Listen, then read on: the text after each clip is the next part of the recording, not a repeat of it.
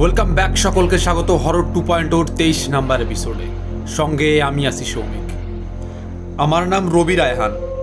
বুড়িমারির আলমডাঙ্গায় আমার বাড়ি। ছোটবেলা থেকেই আমি থাকতাম আমার নানা নানির কাছে ঢাকার শহরে। এখানেই আমার বড় হওয়া আর এখানেই আমার বেড়ে ওঠা। আমার বাবা মা 3 মাস পর পর আমাকে দেখতে আসেন, কিন্তু আমাকে কখনো গ্রামে নিয়ে যাওয়া হতো না। আমি হাজারবার যেতে চাইলেও আমাকে যেতে দেওয়া হয়নি। আমি যখন ক্লাস 9-এ পড়ি তখন আমি জানতে পারি আমাকে কেন গ্রামে যেতে দেওয়া হয় না। রবির বয়স যখন মাত্র 2 বছর, তখন একটা মারাত্মক ঘটনা ঘটে যায় রবির সঙ্গে। আলমডাঙ্গায় সাধক এবং তান্ত্রিকদের একটা জনপ্রিয় জায়গা ছিল, যে জায়গাটার নাম বটতলার হাট। সেখানে প্রাচীনকালের একটা বটগাছ ছিল, যেখানে বিভিন্ন পার্বণে বিভিন্ন সময় দূর দূরান্ত থেকে সাধু বাবারা এসে ধ্যান করতেন। এই আলমডাঙ্গা ছিল একটা হিন্দু এলাকা। এখানে মুসলিম পরিবার ছিল হাতে গোনা কয়েক ঘর, তার মধ্যেও এক ঘর ছিল রবিদের। রবি যখন 2 বছর বয়স, তখন রবির একদিন প্রচণ্ড জ্বর আসে। রবির মা রবিকে নিয়ে দেখাতে যান এক ওঝার কাছে। সে ওঝা বসেছিল সেই বটগাছটির নিচে। যাওয়ার পথে প্রচণ্ড রোদ ছিল, যার কারণে রবির সারা দেহে ফসকা পড়ে যায়। রবির মা দেখে খুবই অবাক হয়ে যায়। সাধক রবির দিকে এক দৃষ্টিতে চেয়ে থেকে বলে, তোর ছেলেটিকে আমায় দিয়ে দে। রবির মা কথাটি শুনে অবাক হয়ে যায়। হঠাৎ রবি সেই সাধকের গায়ে টয়লেট করে দেয়। সাধক প্রচণ্ড রেগে যায়। সাধক ততক্ষণ পাশের একটা খালে গিয়ে স্নান করলো, আর স্নান করে উঠে আসার সময় সাধক বাবা পা পিছলে পড়ে ওখানেই তার মৃত্যু হয়। এরপর রবিকে নিয়ে তার বাবা মা তার নানা নানির বাড়িতে রেখে আসে, আর তখন থেকে আমি এখানেই। আমার সেই গ্রামের বাড়িতে আর যাওয়া হয়নি। কিছুদিন আগেই আমার মাধ্যমিক পরীক্ষার ফলাফল বেরিয়েছে। আমি ফার্স্ট ডিভিশনে পাশ করেছি। হঠাৎ মনে মনে প্ল্যান করলাম বাড়ি ফিরে যাব। মার কথা প্রচণ্ড মনে হচ্ছিল। বারবার বুকের ভেতরটা এমনভাবে কেঁপে উঠছিল, মনে হচ্ছিল সব কিছু ছেড়ে এখনই মায়ের কাছে চলে যায়।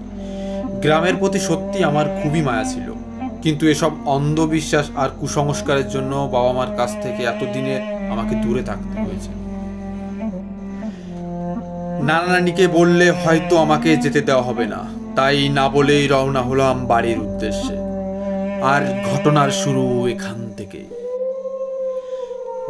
বাসে করে 4-5 ঘন্টা জার্নি করে পৌঁছলাম বুড়িমারে, আর সেখান থেকে যেতে হবে আলমডাঙ্গা।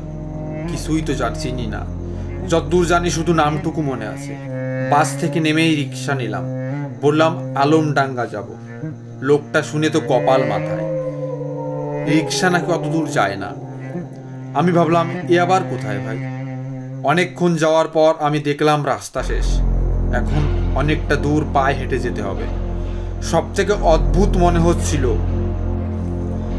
আমি যখন আলমডাঙ্গা যাওয়ার জন্য পা বাড়াচ্ছিলাম, তখনই মনে হচ্ছিল আমার পিছন থেকে কেউ যেন আমাকে টেনে ধরছিল। আমি যখন কাঁচা রাস্তাটি ধরে হাঁটছিলাম, তখন দুপুর গড়িয়ে বিকাল প্রায় 3টা বাজে। চারিপাশে কোনো লোকজন নেই, মনে হচ্ছে যেন আমি পাতালপুর এসেছি। এমন সময় যেন এক টুকরো কালো মেঘ এসে ঢেকে ধরেছে এক সূর্যটাকে। হঠাৎই চারপাশ কেমন যেন একটা গোমট বাঁধা পরিবেশ তৈরি হলো। মনে হলো কেমন যেন একটা ভয়ের সমাচার হলো। অনেক দূর যাওয়ার পর দেখলাম মেঘটা আস্তে আস্তে অনেক বড় হচ্ছে। এই সময়টাতে সচরাচর বৃষ্টি হয় না, কিন্তু কোথা থেকে আসলো এই মেঘ? লম্বা বাজার পেরিয়ে যখন আমি সামনে যাচ্ছি, মনে হচ্ছে কেউ যেন আমার পিছন পিছন হাঁটছে।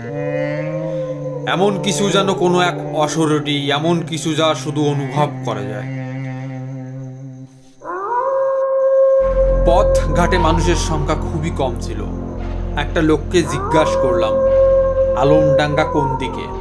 লোকটা হাত তুলে দেখালো দূরে সবুজ সবুজ রেখার মতো দেখা যাচ্ছে সেই গ্রামটা। দেখে তো আমার মাথায় বাস, এত দূর আরো হাঁটতে হবে।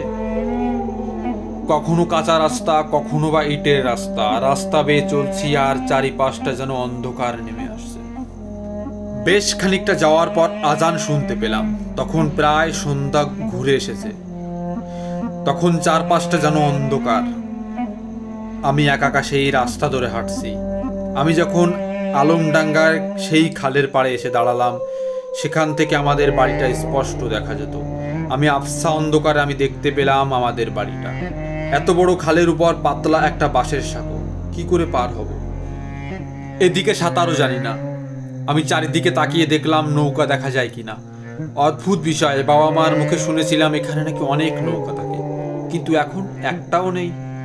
অনেকক্ষণ দাঁড়িয়ে থাকলাম, কোনো উপায় না পেয়ে পা বাড়ালাম সেই বাঁশের সাঁকোর দিকে। আমি যখন বাঁশের সাঁকোর উঠব ঠিক তখন সেই মুহূর্তে দেখি সাঁকোর ঠিক মাঝ বরাবর একটা বৃদ্ধ বসে আছে, সাদা পাকা দাড়ি, পরনে সাদা একটা কাপড়। আমি একটু অবাক হলাম, এই কালী সন্ধ্যাবেলায় এই লোকটা সাঁকোতে বসে কি করছে? আমি বললাম, চাচা শুনতে পারছেন? এই যে চাচা, শুনছেন?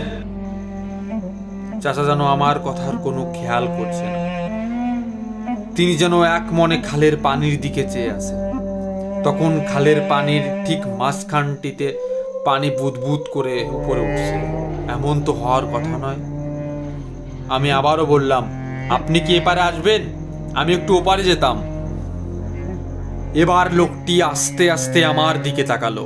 লাল লাল তার দুটো চোখ। সেই চোখের দৃষ্টি দেখে আমার মনে হচ্ছিল আমার দেহ থেকে প্রাণটাই বুঝি বেরিয়ে যাবে। এমন চোখ আমি আগে কখনো দেখিনি। মনে হচ্ছিল আমি অনেক বড় ভুল করে ফেলেছি। কেমন যেন মোটা মোটা সুরে লোকটি আমাকে বলল, তুই তো সাঁকো দিয়ে যেতে পারবি না, পানির মাঝখান দিয়ে সাঁতরিয়ে যা। আমি খুবই অবাক হলাম। এই রাতের বেলায় পানিতে নামবো কি করে? আমি তো সাঁতার জানি না।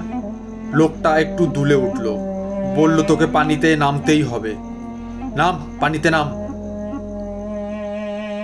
আমি এবার একটু ভয় পেয়ে গেলাম। আমি তো সাঁতার জানি না, আমি পানিতে নামবো কি করে? হঠাৎ করে আমি বুঝতে পেলাম ওটা কোনো লোক নয় তো, ওটা তো একটা মানুষের অবয়ব। হঠাৎ করে সেই অবয়বটা খালের পানিতে ঝাঁপিয়ে পড়ল, আবার উঠে এসে বসলো। হঠাৎ লোকটা একটা হাসি দিল। তার হাসির শব্দ শুনে আকাশ বাতাস সব কেঁপে উঠল।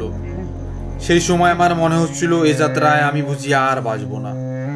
অনেক সাহস করে চিৎকার করতে গেলাম, কিন্তু মনে হলো কেউ যেন আমার গলাটা চিপে ধরে রেখেছে। আমি এতবার চিৎকার করছিলাম, কিন্তু কেউ আমার চিৎকার শুনতে পারছে না। এবার সেই অবয়বটা আমার দিকে ধীরে ধীরে আসতে লাগলো। তখন আমার শরীরের সব রক্ত যেন ঘাম হয়ে নদীর স্রোতের মতো বেরোচ্ছে। অবয়বটা যতটা আমার কাছে আসে, আমার শরীরের প্রত্যেকটা লোম যেন দাঁড়িয়ে গেছে। তখন শীতল একটা স্রোত এই মুহূর্তে আমার মেরুদণ্ড দিয়ে যেন বয়ে গেল। তখন আমার মনে একটাই চিন্তা কাজ করছে, যদি ওই অবয়বটা আমার কাছে আসে তাহলে আমাকে এখানেই মেরে ফেলবে। হঠাৎ করে সেই অবয়বটা আমার একটা হাত ধরে বসলো। আমার হাতটি ধরে অবয়বটা আমাকে সেই খালের পানির দিকেই টানতে শুরু করলো। আস্তে আস্তে আমাকে সেই পানিতে নিয়ে গেল, প্রথমে হাঁটু জলে, তারপর মাজা জলে। আমি বারবার মা বলে চিৎকার করছি, কিন্তু আমার গলা দিয়ে তখন কোনো শব্দই বেরোচ্ছে না। এভাবেই জোরাজোরির মধ্যে কখন যে আমি অচেতন হয়ে পড়ি আমার কিছুই মনে নেই।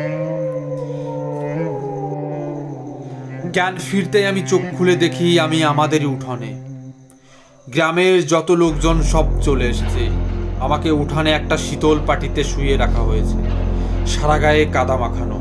যতদূর জানতে পারি আমার ছোট চাচা তখন বাজার থেকে ফিরছিল। কাউকে পানিতে দাপাদাপি করতে দেখে সে ঝাঁপিয়ে পড়ে। খালের পাড়ে তুলে দেখে আমি। কাকুর চিৎকার শুনে বাবা মাও অনেকে দৌড়ে গিয়ে আমাকে বাড়িতে নিয়ে আসে। আমি লক্ষ্য করলাম আমার সেই হাতে এখনো একটা কালো দাগ পড়ে গেছিল। ওই ঘটনার পর বাবা মাও আমরা সবাই মিলে ঢাকাতে চলে আসি। আমাদের সব জমি বিক্রি করে দিয়েছিল বাবা। আমরা এখন ঢাকাতেই একটা নতুন ফ্ল্যাট বাড়ি নিয়ে থাকি। আমার সঙ্গে ঘটে যাওয়া সত্য ঘটনাটি যদি আপনাদের ভালো লেগে থাকে তাহলে অবশ্যই দাদা আপনার চ্যানেলে এই ঘটনাটি বলবেন। আপনার মুখে এই ঘটনাটি শুনে আমি খুবই খুশি হব। তো বন্ধুরা, ঘটনাটি কেমন লাগলো কমেন্টে অবশ্যই বলবেন। আর এরকম ঘটনা শুনতে আমাদের চ্যানেলটিকে সাবস্ক্রাইব করে দেবেন। আর ঘটনাটি যদি ভালো লেগে থাকে তাহলে লাইক, কমেন্ট অ্যান্ড শেয়ার করে দেবেন। দেখা হচ্ছে পরবর্তী এপিসোডে। ততক্ষণ সবাই ভালো থাকবেন, সুস্থ থাকবেন। ধন্যবাদ।